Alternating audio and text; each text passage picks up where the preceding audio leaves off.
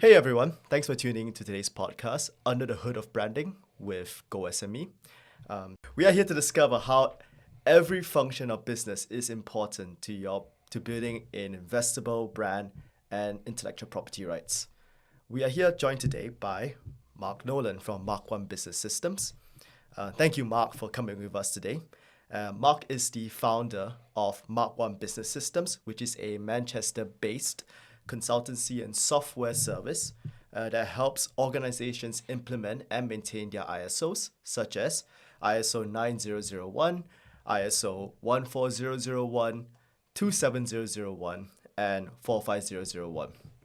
So thank you, Mark, for joining us. And I think the best place to start this podcast would be to start off with you. Tell us a bit more about yourself and your company and what inspired you to start Mark1 Business. Yeah, sure. So 30 plus years ago, I was a quality manager in a traditional manufacturing style company, and I'd done a couple of jobs in a couple of different companies. The one I was with, I got made redundant, and I thought, right, I'm going to have to look for another job. I spoke to 3 of the assessors that I'd known over the years. Every one of those assessors turned around and said, hey Mark, what you're doing is absolutely ticking all the boxes. Why don't you go out there and have a go on your own as a consultant? The downside was that we just had our first child, Brandon, and it was a case of, is it too much of a risk? But when we talked about it, we said, hey, let's go for it. And that's where Mark1 Quality Assurance was born. So we ran with that for a few years, and then as we expanded, we changed that into Mark1 Business Systems, which is a limited company, and that's basically where we are now.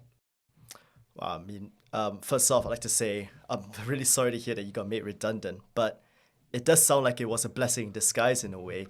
I picked up on the fact that you started your business because you had contacts with your past assessment bodies. Yes. So, it sounds to me that you're pretty well known. You already had a brand and you had a community even before you started your business. Don't you agree that that's actually pretty important to every business and building your brand? Because you see how it led to you starting your own ventures. Yeah, it is, definitely. It's the brand at that time was the person. Yeah. And as we've grown throughout the years, the brand is now the company, not me anymore. Yeah, that's good. It's good to dissociate you from the company, because in a way it sort of frees you as well, because the company can survive and grow even without you being there. Absolutely. Yeah. So let's move on to when you were starting out. How did you then define the value of your company, and how did this value then grow as your company grew? Right. So the value initially was to get the clients through their ISO certificate. And often back in those days, it was a certificate on the wall, make sure they achieve what it is that they achieve. Now, ISO has changed a lot over the years, and it's now very much of a risk-based approach and also looking at driving improvement. So we've changed as well, and the values in that are quite simply now that what we do, we have a strategic review as the very first meeting. We find out the direction the company is going in, what it is that they actually want to achieve, and we make sure that we build an ISO system that's in line with their strategic direction. What that's then putting us to do is be able to build something that's bespoke, but in line with everything that they want to achieve, and the value then becomes that it can be embedded very quickly and very easily within the organization. No, I like your value a lot, because you are focusing more so on the systems and the ISOs behind just a certificate, and like you say, it's embedded within the company itself. I think a lot of SMEs, they just see these ISOs and certificates as just mere compliance, things to follow, check boxes and tick it off. But it's more than that. It's about it's about bringing your systems in operations, getting it in order, so that it can help push the brand promise that you have said to your customers, and it helps you make you more genuine. Absolutely. And I know, I think you mention also about how your systems are also based in risk. Yeah, they are. I remember you did mention to me before. Could you tell us a bit more about how do you manage your clients' risk with systems and ISO? Okay, so if you look at, let's take the 9001. Yeah. Everybody thinks risks is about health and safety. Yeah. It's about day-to-day life, to be fair. And if you take the ISO 9001 quality, one of the biggest risks for most SMEs is a single point of failure, one person with the knowledge of all the business. And once you've identified that, you can then put measures in place to reduce that risk or to mitigate that risk. And in our case, that was empowering some of our staff to be able to take on some of the duties that I was doing. And what that means now is if I'm not in the business for any period of time, the business is not going to suffer. Oh, that's good. That's exactly what I was saying beforehand as well. Like, so you're not really tied down to the business. So, Yes. you have more free time to yourself as well to spend away from the business. Or maybe it's to chase bigger ventures. You're forever working. Working on that one still at the moment. Yeah, but I also love the fact that you're considering risk when you're implementing your ISOs as well, because I mean, you may not have considered this when you're helping, but this is also what investors are looking out for, because investors measure risk as well when they're looking at companies. And it's good to see that you have structured and help your clients structure their companies in a way that helps them manage their risk and mitigate it in the same way investors like to see risk and how companies have mitigated it as well. So now, like, fair play to you. Like, absolutely, yes. Let's talk a bit more about ISO and structure, because obviously that's your expertise. So I guess we've been talking about ISO and ISO and ISO a lot, and we've been throwing around this term, but a lot of people, I'm sure, don't know what an ISO is. I myself, I heard of an ISO, but I didn't really know what it was until I met you, and then I did some research into it. I was like, okay, this is what an ISO is. So maybe you would like to explain to the listeners at home what an ISO is and what value it can bring to your company. Okay, so there's two routes that you can go down. You can go down and get an ISO and it's a certificate on the wall, and that's all it'll ever be. It'll be a cost to you. The right way of doing it is to take the various different standards, whichever one you're looking at, and use that to enhance the business. So if you're looking at how we do, let's say 9001 again, that's the easy one that people can relate to. That's kind of like the foundations to a business.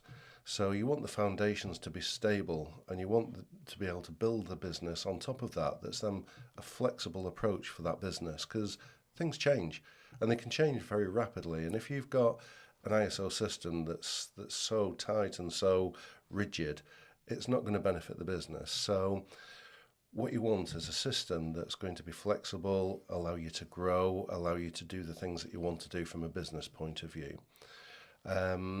That's realistically where they come from. The other benefits to the ISO is that it holds you accountable for your actions. So if you say that you're going to do X, Y, and Z with the business, the ISO is going to turn around and say where you're up to, how have you done, and looking at that. So most businesses, if they're a successful business, are probably 75% towards an ISO system already for the 9001. They just don't realise it, because for them to be a successful business, they've got to have a lot of the things in place already. Yeah.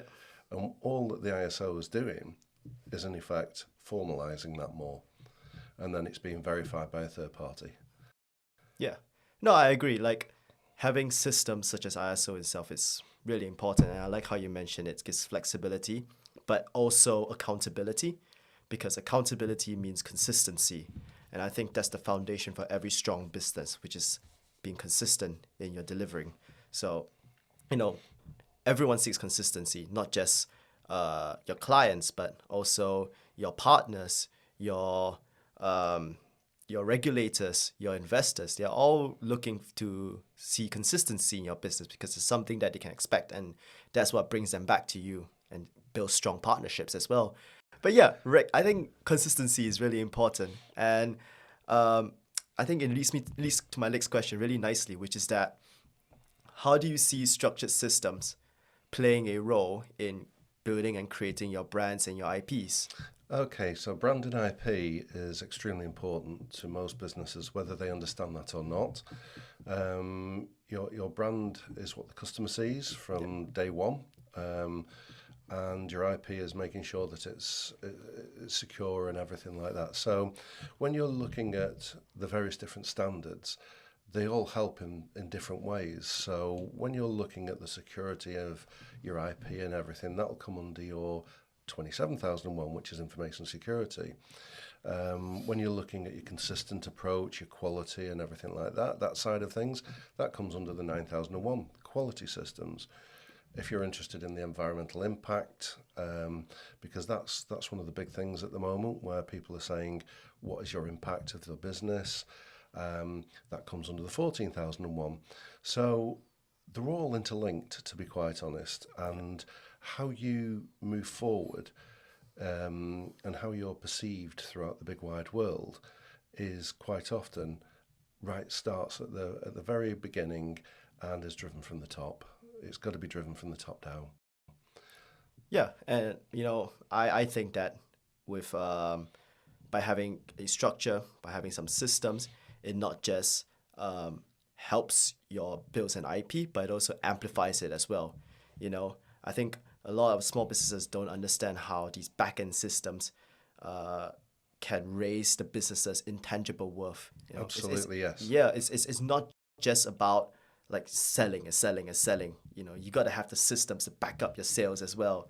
I don't know if you heard of this brand. It's called Patagonia. It's a famous clothing brand. Yes. And the founder, Yvonne, he was a huge fanatic about mountain climbing, and that's why he started his business.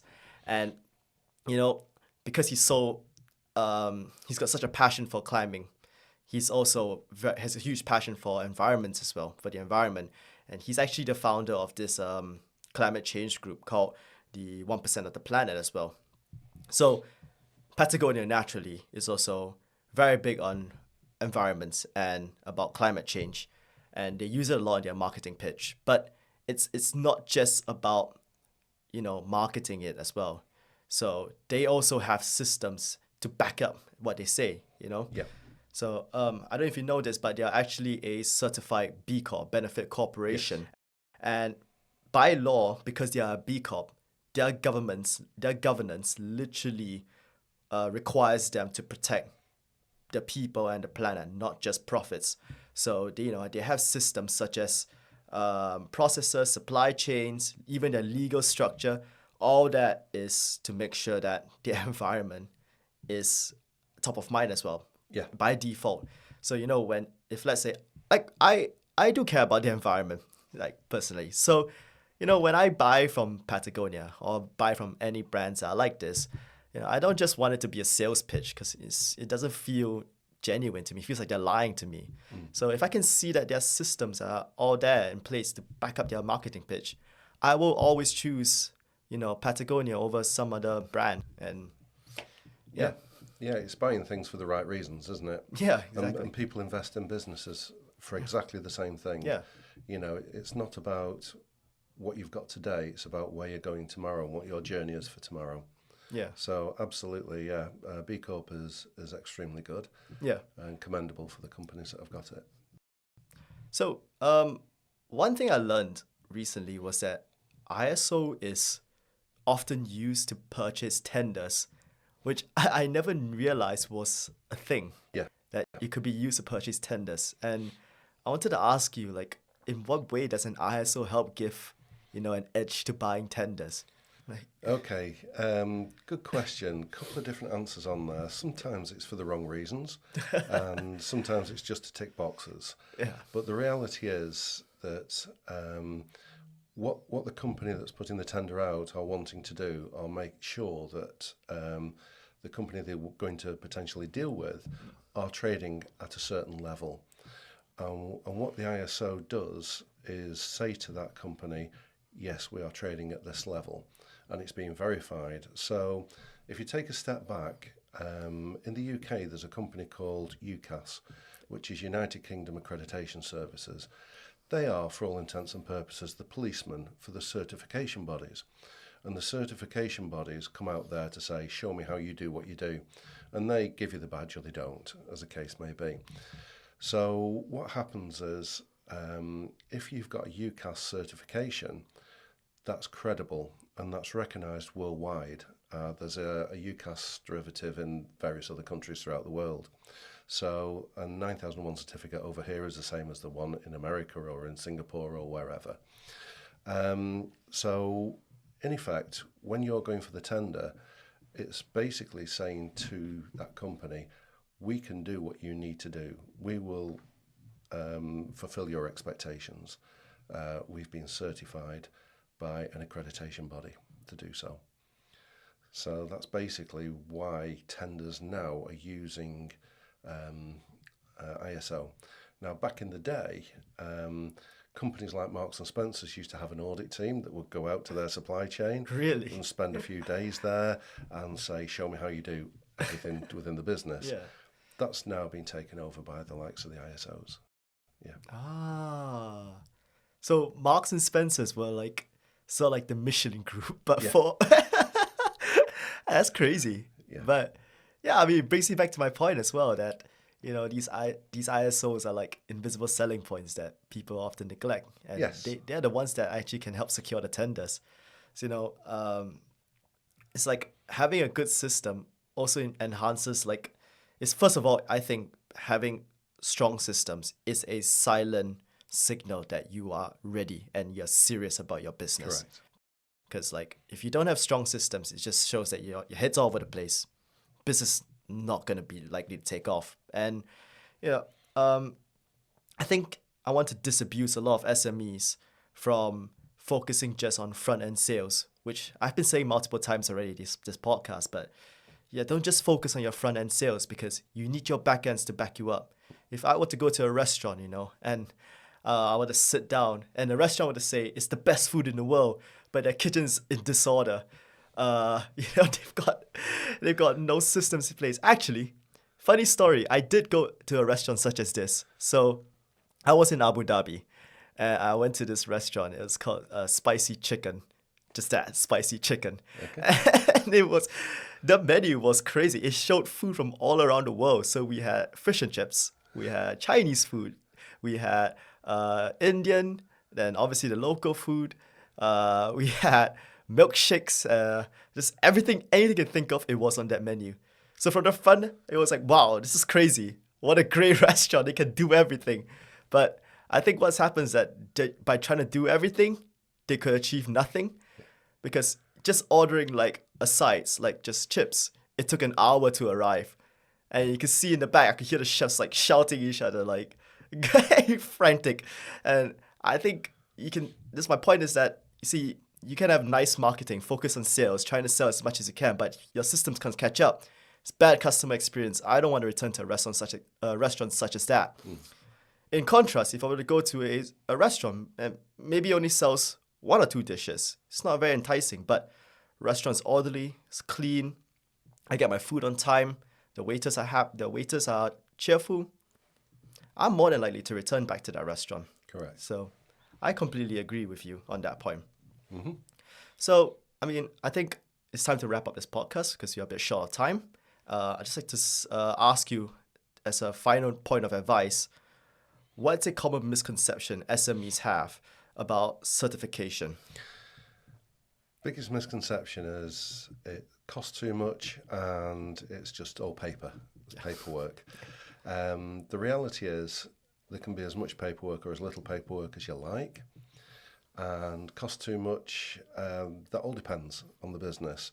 What you've got to look at is cost versus value. What is it going to cost? What are you going to get out of it? And it's like any system or any program or any software, there is a cost up front, but what's going to be the benefit to the business in the long term and not just about tomorrow? So an ISO system can be very easy, very straightforward to fit in to a business, depending on how well the business is run in the first place, obviously. but it can be quite a quick process and it doesn't have to be expensive. There are always options, and that's why we develop the software. It gives people the ability to do the vast majority themselves. Yeah, and I mean, I agree with you. Paperwork is like it can be dull, it can be boring, but it's important. Yes. And because it's a proof of accountability, it's a proof of seriousness, it's a proof that your business has value and it's ready to go. And I think a lot more SMEs should be focusing on that and not so much of just checking boxes and getting a certificate just for the sake of getting a certificate. Okay. Yeah. Thank you so much for joining us today. You're welcome. Thank you for your time today. As always, for those of you watching at home, if you like the podcast, please leave a like and subscribe, or you can share this podcast with someone you think may find this interesting. Check out Mark's business in the link below, and check out GoSME, where we help small businesses build brands and their IPs for investment.